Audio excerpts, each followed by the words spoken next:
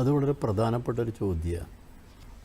V എസിൻ്റെ ജീവിതം നമ്മുടെ നാട്ടിൽ ഒരു പാഠപുസ്തകം പോലെയാണ്.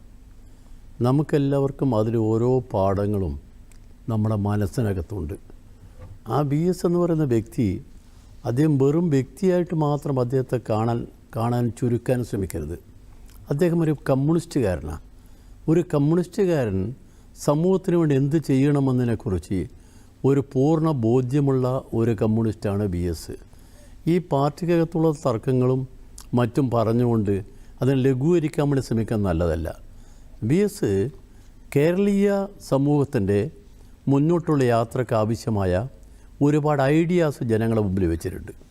ആ ഐഡിയാസ് വെറുതെയുള്ള ഐഡിയാസ് അല്ല. ഒന്ന്, ജനങ്ങൾക്ക് വലിയ വിഷമം പറ്റാത്ത രീതിയിലുള്ള ഒരുപാട് വികസനങ്ങൾ വേണം. ആ വികസനങ്ങൾ എന്തൊക്കെയാവാം? കാരണം വന്നത് ഇദ്ദേഹം സാധാരണ ഒരു തൊഴിലാളിയായിട്ട് വന്ന ആളാണല്ലോ. അതുകൊണ്ട് അനുഭവജ്ഞാനം അദ്ദേഹത്തിന് നല്ലവണ്ണമുണ്ടല്ലോ. അനുഭവജ്ഞാനം കൂടി അതിലൊരു കാര്യമാണ്. എനിക്ക് ഓർമ്മയുണ്ട്, ഞാൻ ബി എസിൻ്റെ കൂടെ ഒരുപാട് കാലം LDFൻ്റെ കമ്മിറ്റിയിലുള്ള സംസ്ഥാന കമ്മിറ്റിയിൽ ബി എസും ഞാനും വെളിയം ഭാർഗവനാ പിന്നെ ഉണ്ടായിരുന്നത്. നമ്മൾ 3 പേര് സംസ്ഥാന കമ്മിറ്റിയിൽ ഒരുപാട് കാലമുണ്ടായതാണ്.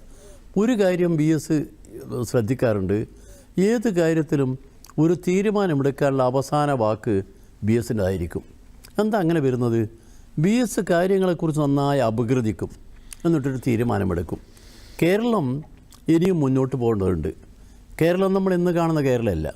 ബി എസിൻ്റെ ഗവൺമെൻറ് കാലത്ത് പലരും ചെയ്യാൻ വേണ്ടി അനുഭവിച്ചില്ല, അദ്ദേഹത്തെ മോശമാക്കി ചിത്രീകരിക്കാൻ ശ്രമിച്ചെന്നൊക്കെ പല ആക്ഷേപങ്ങളും ഉണ്ടായിട്ടുണ്ട്. ആക്ഷേപങ്ങൾ സാധാരണയാണ്. പ്രതിപക്ഷങ്ങൾ നമ്മളെ കേരളത്തിൽ അറിയാലോ, പ്രതിപക്ഷങ്ങൾ എന്തൊക്കെ കാര്യങ്ങൾ പറയുമെന്നുള്ളത് നമ്മളെല്ലാം കണ്ടതല്ലേ. ആ പറഞ്ഞ കാര്യങ്ങൾ ഈ തെരഞ്ഞെടുപ്പ് കഴിയുമ്പോൾ മാറുന്നത് നമ്മൾ കണ്ടതാണ്. ഇതൊക്കെ നമ്മളെ കേരളത്തിൽ സാധാരണയായിട്ടുള്ളതാണ്. നമുക്കെന്ന് വേണം, കേരള രാഷ്ട്രീയം എന്നത് തന്നെ നമുക്ക് ഒരുപാട് കാര്യങ്ങളൊരു തിരുത്തൽ വേണം. രാഷ്ട്രീയം എന്ന് പറയുന്നത് ഇപ്പോൾ എങ്ങനെയാണ്? എനിക്ക് പലപ്പോഴും തോന്നിയിട്ടുണ്ട്, രാഷ്ട്രീയ പ്രവർത്തനം എന്ന് പറഞ്ഞത് മിക്കവാറും ഒരു ജോലി പോലായി മാറുന്നു എന്നൊരു സംശയം. അതെൻ്റെ സംശയം മാത്രമല്ല, പലരും പറയുന്നുണ്ട്. രാഷ്ട്രീയ പ്രവർത്തനത്തിൽ ത്യാഗമെന്ന് പറയുന്ന ആ ഭാഗം ഇപ്പോൾ ഇല്ലാതാവുന്നു. ത്യാഗമില്ല എന്ന് പറഞ്ഞാൽ അതിനർത്ഥം എന്താ? അർപ്പണ ബോധമില്ലെന്നാ. വി എസ് അർപ്പണ ബോധമുള്ളൊരു രാഷ്ട്രീയ പ്രവർത്തകനായിട്ട് അദ്ദേഹം വന്നത്. അങ്ങനെയാണ് ജനിച്ച് തൻ്റെ ജീവിതയാത്രയിൽ അദ്ദേഹത്തിന് അച്ഛനും അമ്മയും തട്ടപ്പെട്ടപ്പം അദ്ദേഹത്തിനുണ്ടായിരുന്ന വ്യത, ആ മാനസിക വ്യത, അതിൽ നിന്ന് ആ കുടുംബത്തെ പുലർത്താൻ പെട്ട പാട്, ആ പാടും അടുത്ത വീടുകളിൽ പട്ടിണി കിടക്കുന്ന മനുഷ്യരെയും കണ്ടപ്പം അദ്ദേഹത്തിനുണ്ടായിരുന്ന ഒരു മനസ്സിൻ്റെ ഏറ്റവും വലിയ വിഷമം. ആ വിഷമമാണ് അദ്ദേഹത്തെ ഒരു വിപ്ലവകാരിയായിട്ട് വളർത്തിയെടുക്കുന്നത്. ഒരു വിപ്ലവകാരി വളർന്നു വരുമെന്ന് പറഞ്ഞാൽ ക്ഷണികമായി വളർന്നു വരികയില്ല. ആ വിപ്ലവകാരി വളർന്നു വരാൻ സാഹചര്യം കൂടി പ്രധാനമാണ്. ആ സാഹചര്യത്തിലാണ് വളർന്നു വരുന്നത്. അതുകൊണ്ട് വി എസ് നമുക്ക് കേരളത്തിലെ ജനങ്ങൾക്ക് ഒരനുഭവ പാഠമാണ്. ആ അനുഭവ പാഠം ഉൾക്കൊണ്ടുകൊണ്ട് മുന്നോട്ട് പോവുക.